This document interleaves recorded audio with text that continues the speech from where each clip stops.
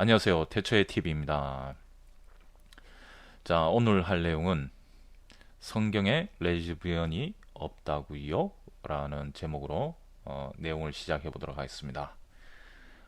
일단 성경 구절을 통해서 이 레즈비언이 성경에 나오지 않는다는 걸 얘기할 수도 있지만 지금 그렇게 하기에는 너무 많은 분량의 내용들이 필요로 하고 해서 일단은 우리가 기본적인 개념으로 왜 성경에 레즈비언이 나오지 않는가에 대한 그 합당성을 한번 찾아가 보도록 하겠습니다. 그러면 일단 먼저 저번 시간에 고린도전서 11장 14절에 나오는 남색에 대한 그 단어를 한번 보도록 하겠습니다. 자, 일단 그 많은 교계에서 이 남색하는 자, 즉 아르세노코이테스라는 이 단어를 두고 동성애 전체를 이제 남녀 동성애 전체를 지칭하는 단어이기도 하다. 뭐 이런 식으로 이야기를 하고 있습니다. 그런데 이 단어를 살펴보면 고전 헬라어 문헌 용법으로 봤을 때 이 말이 아르센과 그리고 코이테라는 이 단어가 합해져서 만든 단어인데, 그래서 남색하는 자, 즉 여자와 동침하는 것 같이 남자와 동침하는 사람, 즉 남자 입장에서 여자와 동침하는 것과 같이 남자와 동침하는 사람을 의미한다. 요거는 이제 신약 헬라어나 아니면 히브리어나 다 똑같은 의미로 이 단어를 사용하고 있습니다. 자, 우리가 여기에서 봤을 때 성경에서 여성 동성애자가 나오려면 이렇게 남자와 동침하는 것과 같이 여자와 동침하는 사람, 즉 여색하는 자라는 표현이, 이런 단어가 성경에 나와줘야 된다는 거죠. 근데 성경에는 나오지 않습니다. 그래서 실제 교계에서 동성애자에 대해서 죄악시하고 그걸 생물학적으로도 하나님의 뜻에 벗어난 죄인 취급을 하고 있다는 거죠. 예. 그런데 제가 성경을 봤을 때는 이 남색하는 자라는 어떤 의미가 그런 어떤 생물학적으로 남녀 간, 또 그리고 남자 대 남자 간, 또 여자 대 여자 간, 그러한 동성애를 의미하는 게 아니라 어떤 정치적 관계성, 제가 요 앞전에 말씀드렸듯이 머리와 남자와 여자의 관계, 그리고 머리와 몸과의 관계, 이것을 설명하면서 이것이 어떤 조직 대 조직 간의 관계성을 나타내는 말이다. 그런 기법으로 단어를 사용을 하고 있다라고 말씀을 드렸죠. 그래서 이 여기 남색하는 자라는 아르세노코이테스도 조직 대 조직 간의 관계성을 나타내는 단어로 쓰고 있다라는 것이죠. 그래서 자, 여기 일단은 제가 여기 예를 든다면이라고 별표해 놓고 빨간 글씨로 해놨는데, 왜 예를 든다면 이란 부분을 강조하냐면, 성경에서 말하는 어떤 그 조직 대 조직 간의 관계성이 지금 제가 예를 들어서 하는 이 부분의 그 지점을 말하는 것은, 그 지점을 꼭 꼬집어서 말하는 것은 아니다라는 것을 강조하기 위해서 말씀드린 거예요. 다만 표면적인 어떤 이해를 돕기 위해서 예를 드는 거니까, 이게 이 설명이 바로 그것을 말하는 것이다라고 이렇게 봐버리면 안 된다는 겁니다. 그래서 여기 하나의 나라가 있습니다. 예. 그래서 위에 남자격인, 즉 머리격인 정부가 있고, 그리고 여자격인, 즉 몸격인 많은 행정부서가 있다고 칩시다. 예.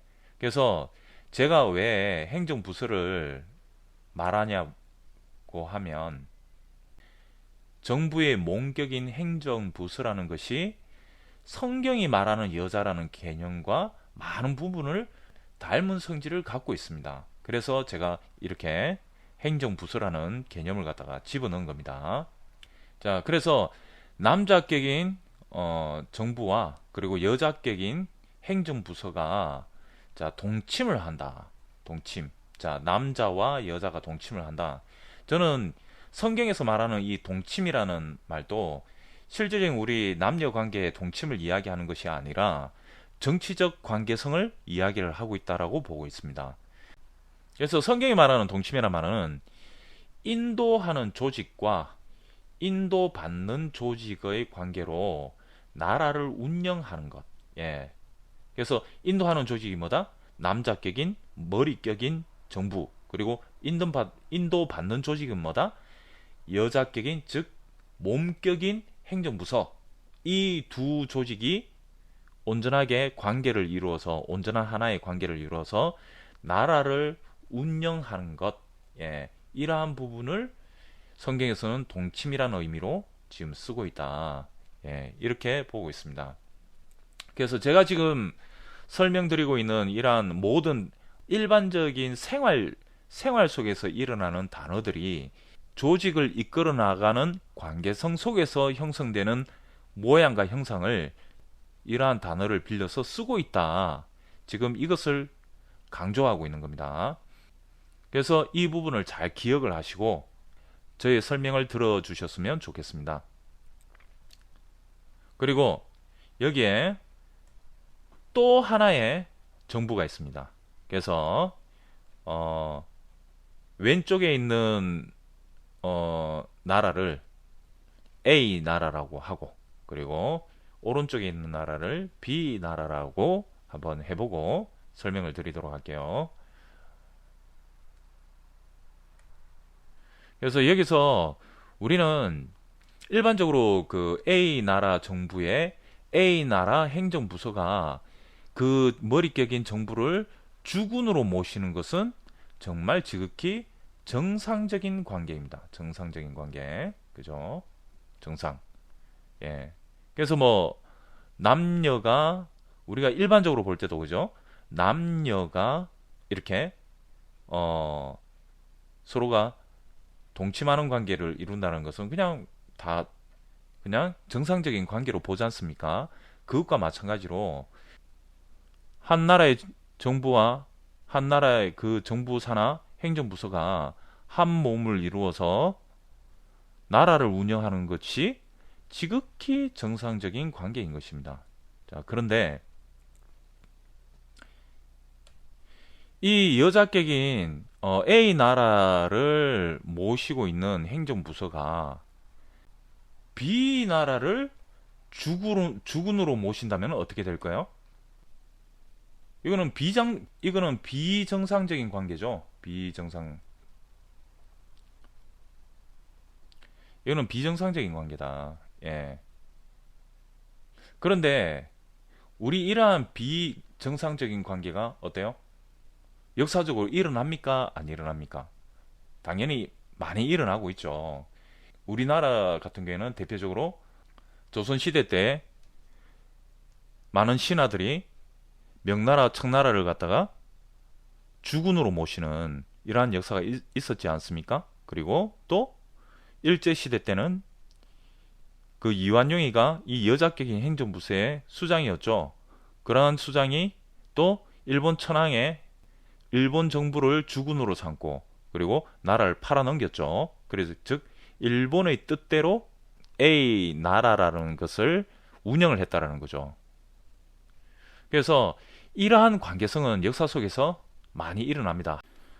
그렇다면 A 나라의 행정부서가 B 나라의 행정부서를 주군으로 모시는 정치적 관계는 일어날까요? 이러한 정치적 관계성은 일어나지 않는 일입니다. 왜냐하면 이 행정부서라는 특성상 이 행정부서는 누구의 명령을 받아서 움직이는 부서입니까? 당연히 그 나라의 정부의 지침과 명령에 따라서 움직이는 것이 행정부서입니다. 그러한 행정부서에 자신의 운명을 맡기는 행정부서는 없다라는 것이죠. 그래서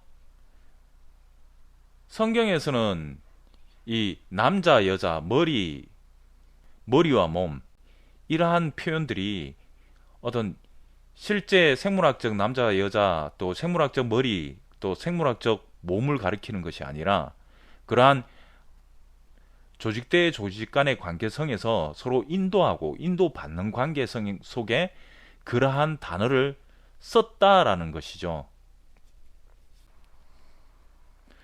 자, 그러면 십계명에 이런 얘기가 나옵니다. 네 이웃의 여자를 탐하지 말라.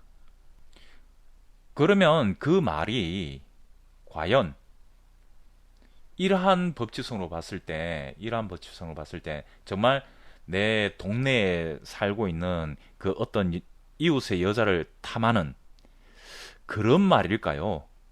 아니면 어떤 정부가 다른 나라에, 그 나라의 정부를 따르고 있는 그 조직을 탐하지 말라는 말일까요? 한번 생각해 볼 지점이라고 생각합니다.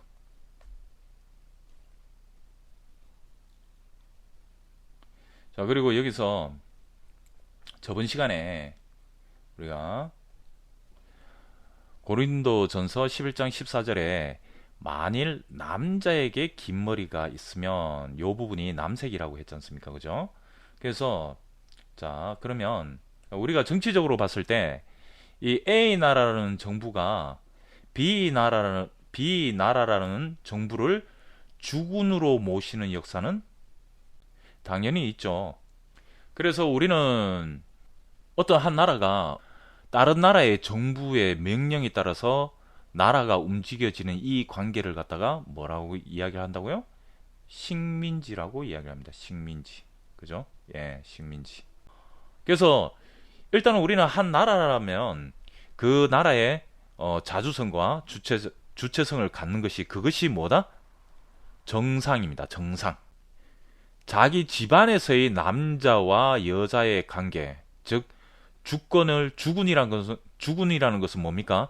주권을 가진 존재 아닙니까? 그죠? 주권을 가진 존재. 그래서 그 주권을 가진 존재 산하에서 모든 명령을 듣는 이 여자격인 한 집안 안에서의 행정부서는 어때요? 정상적인 관계이지만 다른 나라에 그런 어떤 주권을 빼앗겨서 자기 나라를 운영하는 이 부분은 비정상적인 관계라는 거죠. 그런데 그러한 관계성을 저는 성경도 그와 같은 지점들을 얘기하고 있다라고 제가 설명을 드리고 있는 겁니다. 성경의 구약이나 이런 데 보면 경계에 대한 부분, 그리고 그걸 침범치 말아야 되는 부분, 이러한 부분들을 정확하게 설명을 하고 있습니다. 그렇기 때문에 신학자들이 한쪽 면에서는 성경이 식민지 사관을 갖다가 심어주고 있다라는 어떤 부분을 갖다 이야기를 하고 있지만, 제가 보는 입장에서는 그런 식민지 사관을 설명하고 있는 게 아니라 정확한 그 경계면을 침범치 말고 서로 조화를 이루는 관계를 형성해야 된다는 것을 얘기하고 있는 것이 바로 또 성경의 하나의 또 내용입니다. 물론 그 성경의 이쪽 부분을 보면 저쪽으로 해석이 가능하고, 또 성경의 저쪽 부분을 보면 저쪽으로 해석이 가능한 부분 요소들이 분명히 있습니다. 하지만 그런 부분적인 요소가 있다고 해서 그걸 한쪽으로 몰아서 그런 식으로 규정하는 부분에 있어서는 좀 생각해 봐야 될 지점이 있다라고 봅니다. 자, 그래서 그 정리를 하자면 성경의 모든 단어 용법이 정치적 관계성을 설명하는 단어 기법을 사용하고 있기 때문에 이러한 첫 번째 남색하지 말라. 예, 남색하지 말라. 그리고 이웃의 여자를 탐하지 말라. 탐하지 말라. 이 두 가지에 이 두 가지에 대한 얘기는 나오지만 여자 보고 여자와 관계를 맺지 말라는 말 자체는 아예 나오지가 않는 것입니다. 왜냐? 정치적 관계성에서 일어나지 않는 일이기 때문에 그렇습니다. 그래서 저는 지금 성경 구절을 통해서 이것을 설명드리려면 좀 많은 시간이 걸립니다. 그래서 제가 왜 이러한 형태로 설명을 드리고 있는지 앞으로 여러 가지 부분들을 건드리면서 여러분들에게 하나하나씩 입증을 시켜 나가는 시간들을 갖도록 하겠습니다.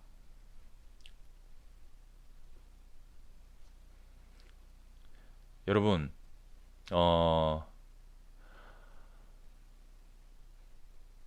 하박국 2장 5절에 보면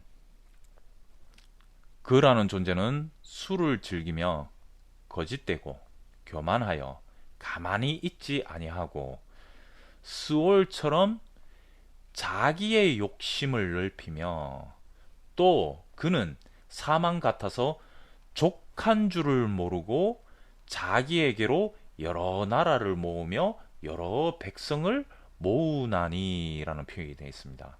예. 자,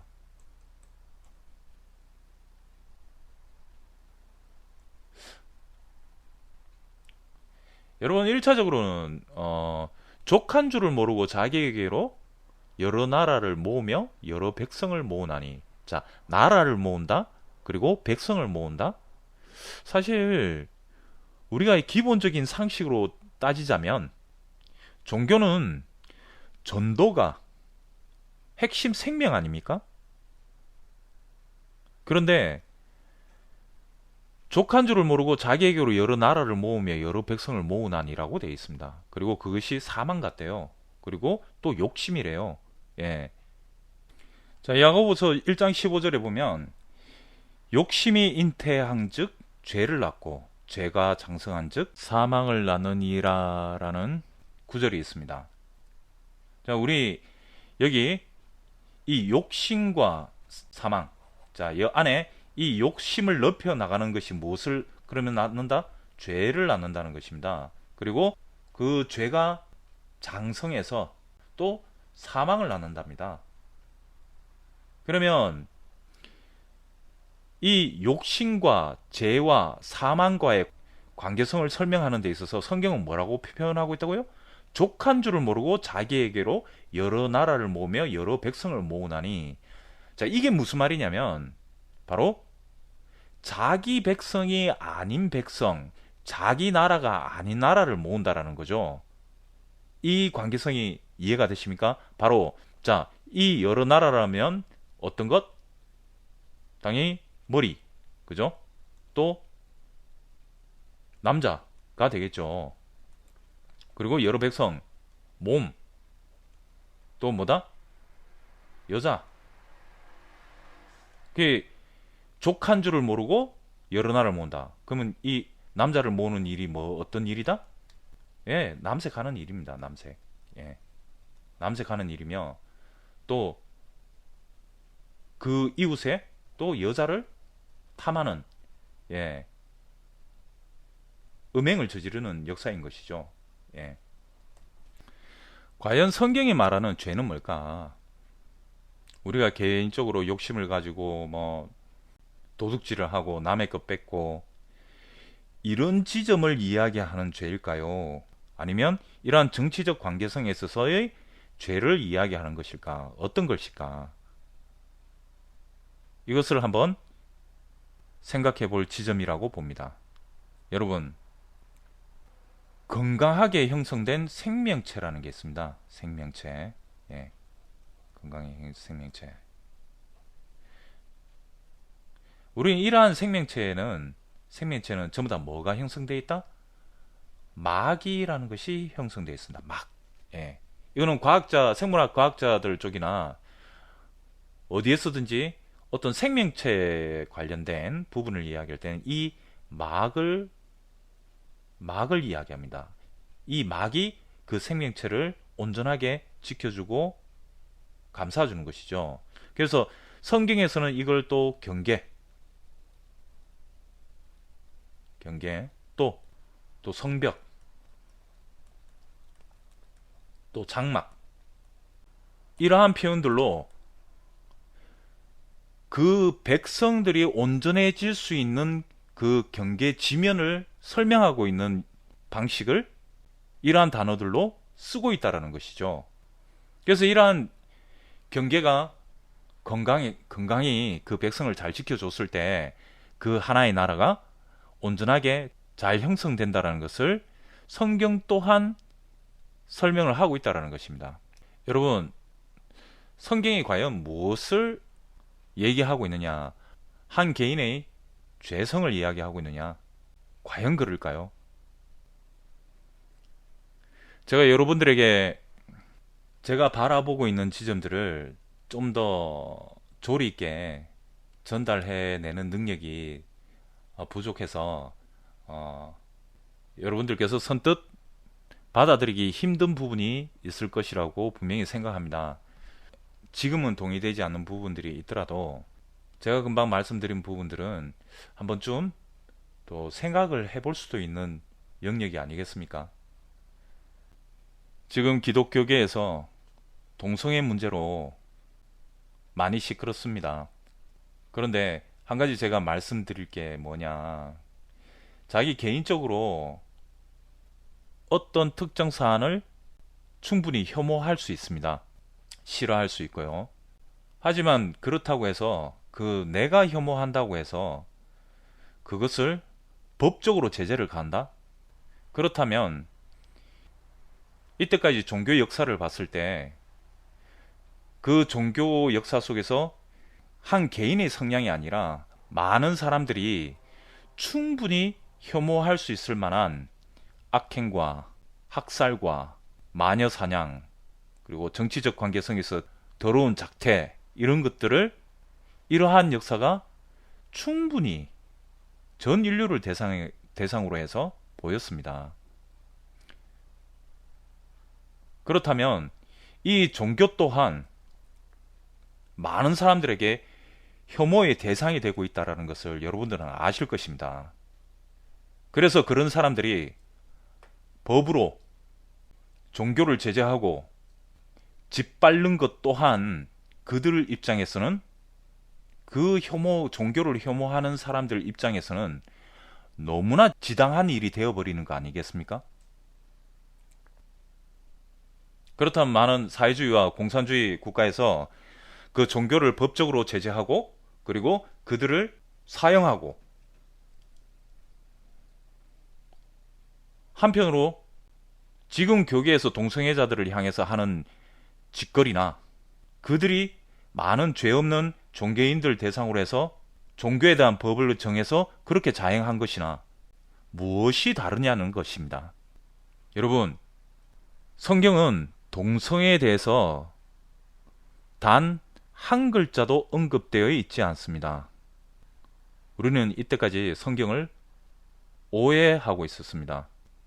그래서 그러한 헛된 규정을 쫓아서 누군가를 짓밟는 행위는 그렇게 형성된 존재라는 이유로 죄를 뒤집어 씌워서 그들을 억압의 대상, 죄인 취급하는 이러한 무지한 행위는 이제는 끝낼 때가 되었습니다. 얼마만큼 더 무식해져야 될까요? 아무런 법적 효력도 없는 책에 그렇게 적혀져 있다라고 해서 누군가를 그 책대로 돌을 던져 죽이거나 그 인생을 파멸의 길로 몰아간다는 게 이게 과연